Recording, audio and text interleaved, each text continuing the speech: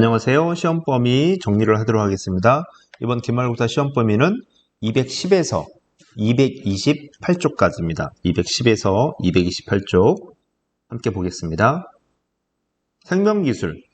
생명기술이 주목받는 이유가 뭡니까? 네, 식량 자원의 부족, 새로운 질병의 발생, 환경오염, 에너지 고갈 이런 문제를 해결할 수 있을 것이다. 그래서 주목을 받고 있습니다. 그러면 생명기술은 무엇입니까? 살아있는 생물체를 연구하는 거예요. 살아있는 생명체의 생명현상을 연구를 해서 얘네들을 가지고 우리에게 유용한 물질이나 수단, 방법, 이런 걸 만들어내는 방법, 이런 것들을 생명기술이라고 합니다. 그 특징으로는 무엇이 있을까요? 4가지가 나와 있는데 우선은 부가가치가 상당히 높습니다. 우리 생활에 직접적인 영향을 미치고 관련 분야가 상당히 다양하고 적용 대상 범위도 엄청나게 넓습니다. 생명기술 시스템, 투입, 과정, 산출, 데모김이라고 하는 모든 산업의 시스템과 동일한 단계를 거치는데 투입 단계에서 벼농사를 예를 들어서 보겠습니다. 투입 단계에서는 농부, 농기구, 벽시, 토지, 비료 등등등의 투입 요소가 필요하고요. 투입을 했을 때 이렇게 증식, 성장, 유지, 수확이라고 하는 4가지 단계를 거쳐서 우리가 쌀을 먹게 됩니다. 그런데 증식 단계에서는 당연히 벽시가 발아, 싹을 틔우고 성장 단계에서 성숙을 하고 성숙을 계속 할 수 있도록 유지시켜주면서 물도 주고 비료도 주고 여러 가지 과정을 거칩니다. 그리고 수확, 다 자란 벼를 수확을 하고 실제로 수확을 하면 노란색 껍질이 있지요. 그 껍질을 벗겨서 하얀색 쌀로 만드는 과정을 도정이라고 합니다. 이런 과정을 거쳐서 우리는 밥을 먹고 있습니다. 생명기술의 발달입니다. 여러분 책에도 별표가 되어 있을 것인데 순서를 먼저 알아두세요. 첫 번째 발효기술을 이용을 했고요. 두 번째 현미경을 개발해서 보지 못하던 세상을 본 겁니다. 세포라고 하는 걸 보게 됐고 백신, 에드워드 제너라고 하는 사람이 소의 고름에서 천연두를 치료할 수 있는 백신을 개발을 했죠. 백신의 이제 시작이라고 볼 수 있고 과학 시간에 많이 배웠던 멘델의 유전 법칙, 완트콩 실험을 통해서 우성과 열성이라고 하는 것을 알아내게 됩니다. 그래서 1, 2, 3, 4 이 순서가 있고요. 옆 페이지로 가게 되면 이제 5번째 페니실린. 알렉산더 플레밍이라고 하는 분이 곰팡이를 푸른 곰팡이죠. 곰팡이를 관찰을 해서 우리가 첫 항생 물질인 페니실린이라고 하는 걸 발견을 했어요. 이것 때문에 녹슨 철조망에 긁힌 병사들도 살이 굼거나 썩지 않고 이 항생제를 통해서 살아날 수 있고 우리가 다쳤는데 고름이 차는데 이런 항생제를 통해서 치료를 할 수 있게 되는 거죠. 그 다음에 6번째 DNA 이중 나선 구조. 이런 DNA 구조가 이렇게 꽈배기처럼 꼬여 있는 것을 바로 왓슨과 크릭이라고 하는 분이 DNA 이중 나선 구조를 규명을 했습니다. 그리고 7번째 복제형 돌리. 이거는 뒤쪽에서도 또 나오죠. 최초의 복제 포유 동물이에요. 복제 포유 동물이고 체세포 복제를 통해서 복제를 했고 노화에 따른 폐 질환으로 안락사를 했습니다. 그리고 문제가 뭐였습니까?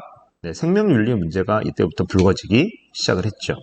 그리고 인간 게놈 프로젝트는 바로 인간의 유전자 지도를 완성을 한 거예요. 인간의 유전자 지도. 그래서 앞으로 이런 걸로 뭐 할 수 있을 것이다. 앞으로 이런 거를 할 수 있을 것이다. 뭐 그런 얘기입니다. 다음, 세계 속의 발효식품. 발효식품도 생명기술이라고 그랬죠. 생명기술의 출발점이기 때문에 우리의 대표적인 발효식품들은 이러이러한 것들이 있다. 다 아는 것들이고 이 페이지는 주는 문제입니다. 점수를 주기 위해 낸 문제니까 틀리면 안 됩니다. 뭐 이거를 선생님 사우어크라스트가 뭐예요? 스루스트레밍이 뭐예요? 이게 아니고 발효식품들이 그냥 이런 게 있네? 이름 들어봤어. 그 정도면 됩니다. 이게 정확히 뭘로 만든 그런 거 모르셔도 됩니다. 그리고 문제 받아보시면 알겠지만 이거 틀리면 혼나겠다. 이거 틀리면 중3의 학력 수준이 아니구나. 중3의 어휘력이 아니구나. 라는 생각이 없구나. 그렇게 생각하시면 될 것 같아요. 자, 그 다음에 생명기술 여러 가지 기술이 나와 있는데 그 중에서 첫 번째 유전자 재조합. 이름 그대로 유전자를 재조합하는 거예요. 한 생명체에서 추출한 유전자를 그 유전자를 가지고 있지 않은 다른 생명체 유전자에 인위적으로 집어넣는 겁니다. 재조합. 선생님이 전에 설명을 드리겠습니다. 레고 블록, 빨간색 블록이 있는데 거기다 중간을 딱 잘라내고 빨간색 블록을 하나 빼고 초록색 블록을 끼워서 다시 재조립을 해요. 이런 식으로. 근데 그렇게 우리 맘대로 뚝뚝 잘라낼 수 있는 게 아니죠. 그래서 실제로는 이식할 DNA를 이렇게 가위 같은 걸로 자르는데 이렇게 생긴 가위가 아니고 원래는 제한요소라고 부르는 유전자 가위라고 하는 데를 잘라냅니다. 잘라내고 이식할 뇌도 잘라내야 되겠죠. 잘라낸 데다가 얘를 갖다 이렇게 싹 끼워 넣어줘요. 끼워 넣어주고 걔를 갖다가 대장균에 넣어서 이렇게 기하급수적으로 분열을 시키게 되면 우리가 원하는 것을 얻어낼 수 있다. 이런 과정을 통해서 염소에 젖에서 어떤 약을 개발해내기도 하고 그 다음에 이거를 식물에 적용을 해서 유전자 재조합 식품, 유전자 변형 식품인 GMO를 만들기도 했죠. GMO는 뒤에서 별도 설명을 또 합니다. 그래서 여기 가위 이렇게 잘라내는 거 제한요소라고 되어 있는 여기도 또 나왔죠. 이렇게 DNA를 절단한 효소 이런 것들을 제한요소 크리스퍼 가위도 있다. 그렇게만 알고 넘어가면 될 것 같아요. 조직배양 고구마 영상 보여줬었는데 기억하시나요? 고구마의 줄기를 생장점 있는 곳을 뚝뚝뚝뚝 잘라가지고 배지에 넣어서 배양을 했더니 나중에 맨 처음처럼 품질이 좋은 고구마를 다량으로 우리가 얻을 수 있다. 네, 이런 것들을 조직 배양이라고 합니다. 조직 배양. 현재는 이제 식물체에 많이 사용되는 방법이고 물론 동물의 조직도 어느 정도 이제 피부 같은 거를 이렇게 별도 실험실에서 배양해서 피부 조직을 성장시키거나 이런 거는 있지만 아직까지는 식물에 주로 많이 사용되는 기술이긴 합니다. 미래에는 사람이나 동물에게도 다양하게 쓸 수 있을지도 모르겠죠. 세포 융합. 네, 말 그대로 융합이에요. 서로 다른 애를 하나로 융합시켜서 새로운 생물을 만드는 것을 세포 융합이라고 합니다. 대표적인 예제가 책에 나와 있는 토감이에요. 토감, 과자, 무추 종류가 엄청나게 많지만 토마토와 감자를 이렇게 융합을 해서 토감이라고 하는 새로운 애를 만들었습니다. 그랬는데 얘는 가장 큰 문제가 이걸 심으면 토감이 날까요? 이걸 심으면 토감이 날까요? 그럼 얘네 둘을 동시에 심으면 토감이 날까요? 네, 그런 문제가 발생할 수 있고요. GMO도 찬반이 있어서 먹네 안 먹네 하는 상황인데 과연 이걸 먹겠습니까? 현재까지도 실험실에만 존재하는 식물입니다. 그 다음에 핵치환, 복제형 돌리를 만들었던 방법이고 보시게 되면 원래 생물에서 핵을 제거하고 다른 생물, 그러니까 난자에다가 여기 보시게 되면 여기에서 체세포를 추출을 하고 체세포에서 핵을 제거하고 그 핵을 빼내는 거죠. 네, 체세포에서 핵을 빼내고 거기에서 난자에서 핵을 제거하고 거기다 얘를 쏙 집어넣어줘요. 이렇게 쏙 집어넣어서 인공적인 수정란을 만듭니다. 정자와 난자가 만난 게 아니라 핵이 제거된 난자와 체세포에서 추출한 핵을 끼워 넣어서 이걸로 인공적인 수정란을 만듭니다. 그리고 이 수정란을 대리모 자궁에 착상을 시켜서 출산을 하면 복제형 돌기가 나왔는데 그러면 이렇게 딱딱딱 3마리만 가지면 복제형 돌리가 나올까요? 절대 그렇지 않다고 그랬죠? 실제로 복제형 돌리를 한 마리 출산하는데 200마리 이상의 암컷이 필요했다. 그런 얘기를 했습니다. 수정란을 200 몇십 개를 만들었다. 그런 얘기를 했었죠? 근데 이걸 왜 하느냐? 이걸 해서 이러이러한 것들이 가능할 수 있다. 우수한 동식물 복제, 멸종 위기에 있는 것들을 살려줄 수도 있고 보존할 수도 있고 복제형 돌리는 세계 최초의 포유 동물 중에서 복제가 된 겁니다. 이런 것들을 우리는 핵치환이라고 얘기를 합니다. 핵치환. 네, 핵을 제거하고 여기다가 이 다른 핵을 끼워 넣어줬잖아요. 핵치환. 세계 최초의 복제 포유 동물 체세포 복제를 한 거고 2003년 연도론까지는 안 해도 되겠지만 노화에 따른 질환으로 안락사를 시켰습니다. 왜냐하면 다 자란 성체의 세포를 뗀 거기 때문에 얘가 겉모습은 애기인데 실제로 세포의 나이가 아기의 나이가 아니게 되겠죠. 네, 근데 물론 요새 복제 연구에서는 이런 것들을 많이 해결했다고 하는데 어쨌든 복제형 논리는 노화에 따른 폐질환으로 안락사를 시켰습니다. 그러면 이러한 생명 기술들을 어느 분야에 활용을 하느냐? 교과서에 4가지 파트로 설명을 하고 있는데 식품 분야, 우리가 예전부터 사용하던 발효식품 만들어 사용하는 것들, 그 다음에 특정 식품에서 어떤 특정 성분의 함량을 좀 높여준 식품들, 이런 것들도 있고요. 이런 거는 만들 수 있죠. 네. 옥자 영화에서처럼 근육돼지를 만들 수도 있어요. 그런데 그런 기술을 아직까지 활용을 해서 우리가 식품으로 활용하고 있는 사례는 없습니다.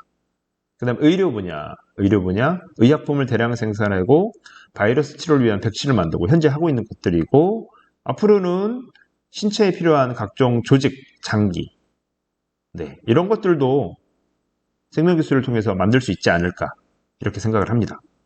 환경 분야, 물이 오염이 됐을 때 아니면 바다에 기름이 유출이 됐을 때 미생물을 이용을 해서 그런 물질들을 제거나 감소시킬 수 있을 것이다. 그 다음 에너지 분야, 네, 이런 생물체 못 쓰는 것들, 네, 분유, 목체, 배설물들이나 이런 것들을 이용해서 바이오 디젤이나 메탄 같은 거 만들 수 있고, 이것을 바이오 매스 에너지라고 한다. 이미 예전에 신재생 에너지 배울 때 배웠던 내용입니다. 생명기술. 생명기술은 다양한 기술과 융합해서 발전을 하는데 4가지 사례가 있죠. 의료용 나노 로봇의 등장으로 수술 없이 치료할 수 있고, 바이오 센서의 개발로 언제 어디서나 건강관리 할 수 있어요. 그러다 보니까 병원을 가지 않아도 실시간으로, 우리가 온라인 수업하듯이 실시간으로 의사와 진료하고 처방받을 수 있다. 현재 하고 있지는 않지만. 그 다음 인간 게놈 지도 됐다고 그랬죠. 근데 그런 걸 통해서 앞으로 맞춤형 유전자 치료가 대중화되고, 유전자 결함이나 이런 것들을 미리 치료하거나 예방할 수도 있을 것이다. 마찬가지로 여기 이제 그 내용들을 써놓은 겁니다. 위에 있는 내용을 다시 한번 써준 겁니다. 생명기술 문제점, 윤리 문제입니다. 우리의 식량 자원을 풍족하게 하고 우리의 수명을 연장을 해줬지만 생명 윤리 문제라든지 생태계 파괴라든지 이런 문제가 발생할 수 있다. 인간 복제는 현재 불허죠. 네, 연구하지 못합니다. 동물 복제까지만. 그래서 앞으로 이런 걸 좀 지속적으로 연구하려면 생명 윤리나 올바른 가치관으로 연구를 하셔야 된다. 그 얘기입니다. 문제점 교과서에 4가지 나와 있죠. 생태계 위협을 줄 수도 있고, 사고가 날 수 있고, 당연히 상업적으로 이용이 되다 보니까 빈부 차이에 따른 혜택도 차이가 받을 수 있고, 그 다음에 될지 안 될지 모르겠지만 생명의 존엄성, 현재도 보면 나의 애완동물 강아지나 고양이가 죽었는데 복제해서 살리는 서비스는 현재도 진행이 되고 있다라고 얘기를 했었죠. 존엄성 문제, 생명의 존엄성 문제. 앞에 나왔었던 GMO, 유전자 변형식품, 유전자 재조합식품이라고 얘기를 하는데 찬반 논란이 있는 겁니다. 찬성 입장에서는 이것 때문에 얘네들을 만들어서 병충해 피해도 적으니까 수확량이 늘어나니까 식량 문제도 해결할 수 있고, 정상적으로 재배하는 것보다 오히려 농약을 적게 뿌리니까 얘네들은 벌레가 안 먹거든요. 그러면 오히려 더 좋은 거 아니야? 농약을 적게 뿌리니까. 이런 찬성 입장도 있고, 반대의 입장, 우리 실험 보지 않았냐? 쥐에다가 GMO 먹였을 때 애들이 이상해지지 않냐? 사람에게도 유해성이 있다. 이거 먹으면 안 된다. 이렇게 주장하는 사람들도 있습니다. 그래서 현재는 금지하기보다는 이 정보를 표시하도록 되어 있고 소비자들이 선택을 하는 거예요. 나라별로, 국가별이라든지 대륙별로 조금씩 기준은 다르긴 합니다. 이것을 GMO, 유전자 재조합식품, 유전자 변형식품 이렇게 표현을 합니다. 자, 그리고 이제 마지막 파트입니다. 적정 기술, 착한 기술인데요. 첫 번째 사례, 라이프 스트로우. 휴대가 가능한 정수기예요. 개인용 정수기인데 얘는 우리가 지금 사용하는 일반 정수기처럼 전기가 필요한 게 아니고 그냥 빨면 돼요. 특별한 방법도 필요 없어요. 물에 대고 빨면 정수가 되는 이런 것들을 우리는 라이프 스트로우, 적정 기술에 성공한 사례라고 볼 수 있습니다. 그러면 적정 기술, 착한 기술이 뭡니까? 네, 여기 밑줄 쳐 있는 대로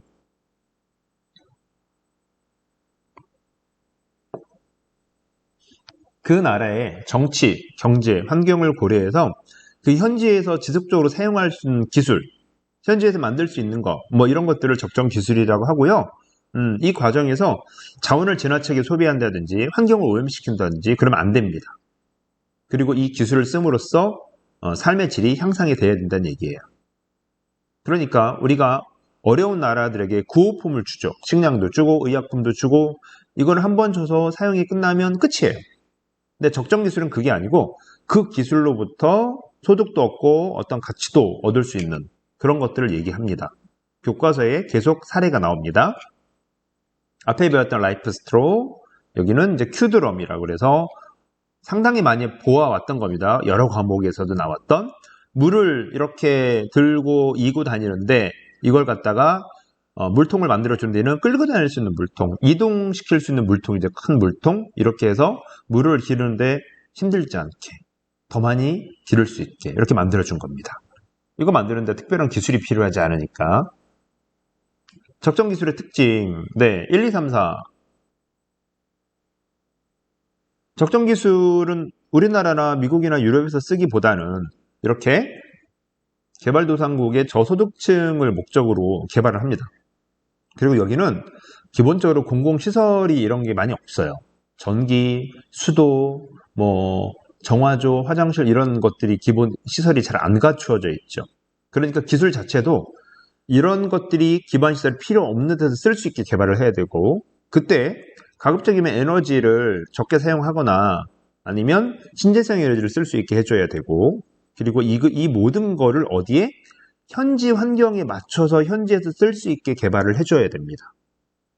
이것들을 갖다가 이렇게 좀 잘게 쪼개서 10가지로 지금 분리를 해놓은 거예요. 이것도 마찬가지 적정 기술의 기본 개념만 정확하게 머릿속에 넣고 있다면 읽어봤을 때 다 옳은 얘기죠. 뭐 하나 틀린 얘기가 없습니다. 다음 페이지, 네, 사례들이 또 나왔습니다. 소켓볼, 축구공인데 이거 차고 놀면 안에서 전기가 생성이 됩니다. 그래서 이걸 가지고 밤에 조명이라든지 아무튼 우리 보조 배터리처럼 쓸 수 있는 소켓볼. 그 다음에 냉장고인데 전기가 없는 냉장고예요. 항아리 속에 항아리 물이 기화되면서 우리가 보통 물 날아가면서 손등 같은 데가 시원해지잖아요. 그런 원리를 이용해서 낮은 온도를 유지할 수 있는 항아리 냉장고. 사탕나무숯, 사탕수수 같은 거 먹고 나면 따고 나면 그 남는 찌꺼기 있잖아요. 이 찌꺼기를 그냥 버리는 게 아니라 이 찌꺼기를 재활용을 해서 숯을 만드는 겁니다. 쓰레기를 연료로 사용하기 때문에 훨씬 좋아요. 거기다가 쓰레기 때문에 발생하는 환경 문제도 해결할 수 있고 그냥 나무를 태우는 것보다도 연기가 적게 낸다니까 대기오염 적게 시키네요. 그 다음에 화력도 좋아요. 효율도 좋다는 얘기입니다. 우리나라의 적정 기술, 우리나라는 적정 기술을 여기저기 막 활용하진 않죠. 하지만 활용하는 분야도 있고 우리도 만들어서 해외에 도와주는 것도 있습니다. 우선은 여기 보시게 되면 태양 에너지가 가진 기본 열 에너지를 이용해서 태양열 온풍이나 태양열 건조기를 만들어서 여기 보다시피 일반 우리 주택에 사용하진 않지만 농사 같은 거 지을 때 아니면 전원주택 같은 데다가 보조 난방 장치로 활용을 해요. 보시게 되면 햇빛이 비쳐서 뭐 반사판이 됐든 직접적으로 지별판을 가열할 수도 있고 그러면 여기가 가열이 될 거고 이 관에다가 차가운 공기, 실외 공기가 관 안으로 이렇게 들어가요. 그러면 얘가 이렇게 관을 통과하면서 이쪽으로 나올 때는 햇빛에 의해서 가열이 됐기 때문에 나중에 이쪽으로 나올 때는 따뜻한 공기 상태로 나오겠죠. 우리 히터 틀은 것처럼 뜨끈뜨끈하진 않겠지만 적어도 찬 공기, 영하에 있던 찬 공기가 10도 이상의 미지근한 공기로 바뀌어 있을 것이고 이거를 실내로 불어 넣어줘서 보조 난방으로 할 수 있다는 얘기입니다. 그 다음 우리가 만들어서 도와준 기술, 네, G세이버. 원래 이렇게 화덕 위에다가 원래대로는 굴뚝이 있고 이 굴뚝을 통해서 연소된 가스가 이렇게 빠져나가겠죠. 근데 이 굴뚝을 바꿔준 거예요. 이 굴뚝 위에다가 얘를 이렇게 올리고 여기에 굴뚝을 연결을 하게 되면 연소된 가스가 이렇게 해서 빠져나갑니다. 연기가 머무르는 기간이 길어지면서 얘 자체도 열기를 보존할 수 있고 거기다가 뭐 이런 걸 집어넣어 갖고 우리 전통적인 온돌 시스템을 이런 시스템과 결합했다라고 보시면 될 것 같죠. 그래서 열기를 오랫동안 잡아두는 원리를 이용해서 이런 걸 만들어줬고요. 네, 이거는 안 보셔도 된다고 했죠. 네. 왜 안 봐야 되는지는 교실에서 설명을 했습니다. 그 다음에 지속 가능 발전 목표. 우리가 파리 기후협약처럼 인류가 계속 잘 살기 위해서 어떻게 해야 되느냐. 모든 나라가 다 선진국처럼 잘 살 수도 없겠지만 그렇다고 못 사는 나라는 계속 못 살아야 되니까 그건 아니라고 그랬잖아요. 인류 전체가 지속적으로 잘 살고 지구가 유지되게 하기 위해서 우린 이러이러한 걸 해야 돼요 라고 17개 목표를 제시한 건데요. 이것도 목표를 읽어보면 네, 그렇지 이런 거 해야 되지. 맞죠? 네. 근데 이 목표를 하는 데 있어서 중요한 건 이거예요. 환경을 보호해야 되고 경제가 성장을 하는데 자연과 환경을 훼손을 하지 않으면서 경제가 성장을 해야 되고 경제가 성장하다 보면 부의 격차가 벌어지잖아요. 이것도 사회 정의, 평등 이런 거 이 세 가지 요소가 다 교집합을 갖는 게 지속 가능 발전입니다. 기술 사례는 그냥 특별하게 설명을 하진 않았습니다. 이거 하나 설명이 나와 있기 때문에 자, 그래서 여기까지 해서 시험 범위 정리가 끝났고요. 객관식 25문제 3, 4, 5점 배점으로 되어 있습니다. 네, 좋은 결과 있기를 바라겠습니다. 감사합니다.